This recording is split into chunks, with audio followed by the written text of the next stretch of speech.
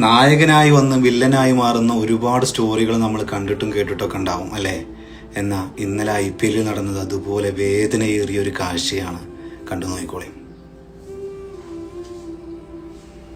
Team തോൽക്കുമെന്ന് ഉറപ്പായപ്പോൾ ഒരിക്കലും എത്തിപ്പെടാത്ത ഒരു വലിയ സ്കോർ ചേസ് ചെയ്തുകൊണ്ടിരിക്കുന്ന സമയത്ത് വന്നവരെല്ലാം ചില്ലറക്കാരായി മടങ്ങിപ്പോയപ്പോൾ അവസാനത്തെ പ്രതീക്ഷ മില്ലറിൽ തന്നെയായിരുന്നു. ഒരു കയ്യിലെ പരിക്ക് പോലും വകവെക്കാതെ അവൻ ബാറ്റും പിടിച്ച് ആ ഗ്രൗണ്ടിലേക്ക് നടന്നു വന്നത് മുതൽ ഒരുപാട് ബോളുകൾ അടിച്ച് അതിർത്തി കടത്തിയപ്പോൾ പിന്നെ ഡൽഹി ആരാധകരുടെ മുഖത്ത് ആ ഒരു വിജയത്തിന്റെ പ്രതീക്ഷയായിരുന്നു.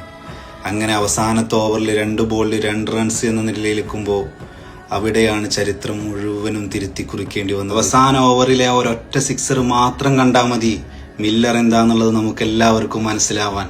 പക്ഷേ ഡൽഹി ആരാധകർക്ക് ആ സന്തോഷം ഒരുപാടൊന്നും നീണ്ടു നിന്നില്ല.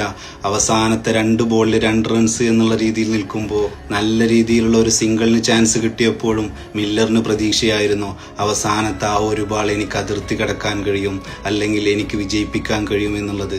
പക്ഷേ ആ അവസാന ബോൾ പോലും അവനക്ക് തട്ടാതെ ബാറ്റിൽ പോലും ഒന്ന് ചുംബിക്കാതെ കടന്നു പോയപ്പോൾ അവൻ തകർന്നു പോയൊരു നിമിഷമുണ്ട്. അവസാനം ആ മാച്ച് തോറ്റതിന്റെ സങ്കടത്തിൽ അവൻ ഇരിക്കുന്ന ആ ഇരുത്തം കണ്ടപ്പോൾ ശരിക്കൊന്ന് കണ്ണു നിറഞ്ഞുപോയി. അവൻ അത് അർഹിച്ചതായിരുന്നു.